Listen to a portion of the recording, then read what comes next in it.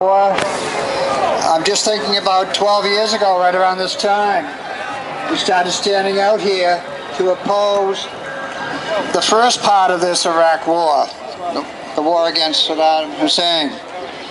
But unfortunately, we're going to be out here again because the President of the United States does not learn the lessons of history. Never will.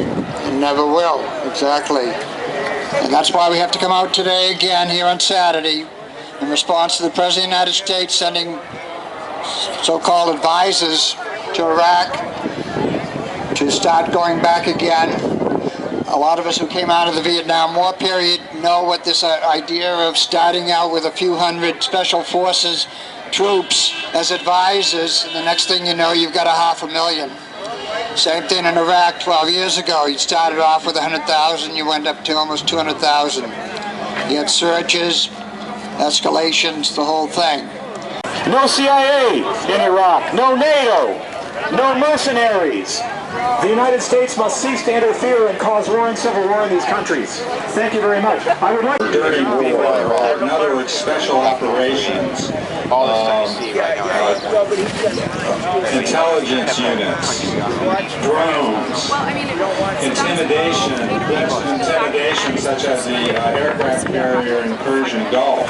Streets in opposition to the Iraq War, and now we're back again. And there's the Democrat who's in office right now actually ran on a campaign to say that he was going to withdraw from Iraq. And this actually shows and has shown that actually what the Democrats and Republicans actually disagree on is a policy on how to intervene in the Middle East, but not the fundamental difference, which is that the Iraqi people have always needed to have their own right to determine their own fates. And now what we're seeing is actually the kinds of lies about what the disaster and this new potential civil war is, which is a lie that Iraq has always been mired in sectarian bloodshed. This is an ancient conflict between Sunnis and Shias.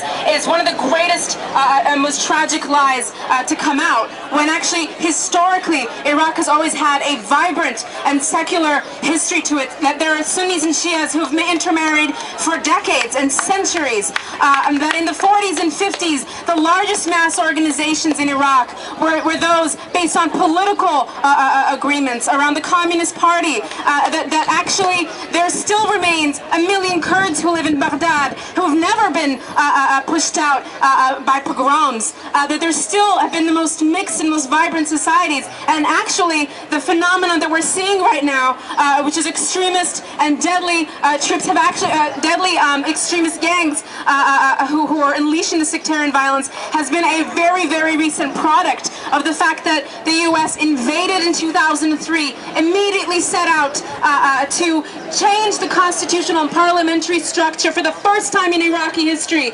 around sectarian religious lines, things that have been so completely foreign in a lot of ways, that there were divisions, but not in such an institutional set of ways, that tens of thousands of Sunnis were explicitly lost their jobs because the U.S. pursued a de-Baathification process after the fall of Saddam that explicitly targeted Sunnis and destroyed their jobs and livelihoods, that they set up Maliki as Maliki's government as their guy in Iraq, and allowed this to be unleashed, that they actually funded the Mahdi army, the Mahdi gangs and the death squads. So all of this disaster that we're seeing right now around the murder of Sunnis and Shias is a direct product of U.S. intervention, and more of it is not needed right now. What the U.S. needs to do is a full and unconditional withdrawal of all of its troops. 275 military advisors. That was the historical line that the U.S. had when it pursued its invasion of Vietnam, was that it was just going to send a few military advisors. We know this was a lie, that the U.S. is not interested in unifying Iraqi Sunni Shias and Kurds, because a national Iraqi identity is what they had, and that is destroyed right now. What Iraqis need the most is to rebuild their own society free of any intervention, and to be able to pursue that. What I think we need to be calling for is actually that the U.S. provide reparations to the Iraqi people for destroying for destroying their libraries, their museums, for stealing their national archives, which are still retained at the Hoover Institute in Stanford. These are historical archives that are no longer in the possession of Iraqi people. It's in U.S. intervention in places like Venezuela, overseas in the Ukraine, whether it's drones dropping bombs on poor people in Somalia, they're all the same. Because the same people that are waging this war in Iraq are the same people that are bankrupting our communities. And so I want to thank all of you out here today for coming together and taking this stand, and I hope to see all more of you out here in the streets in the future. Thank you. Okay, thank you, Chris. Next up is Thea Paneth from Arlington United for Justice with Peace. Arlington, yeah! Okay, this is not the first time we've gathered here together in rage, in pain, in grief, and sorrow because of the U.S. waging a war. The turmoil in Iraq right now is a direct result of a U.S. war.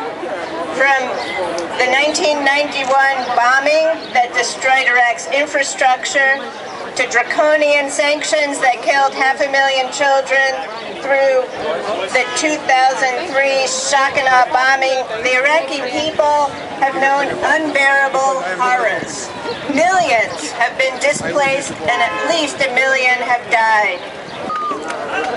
They are sick of hearing that war is the answer to every problem. They know it doesn't work. There is a bunch of people out there, more and more people.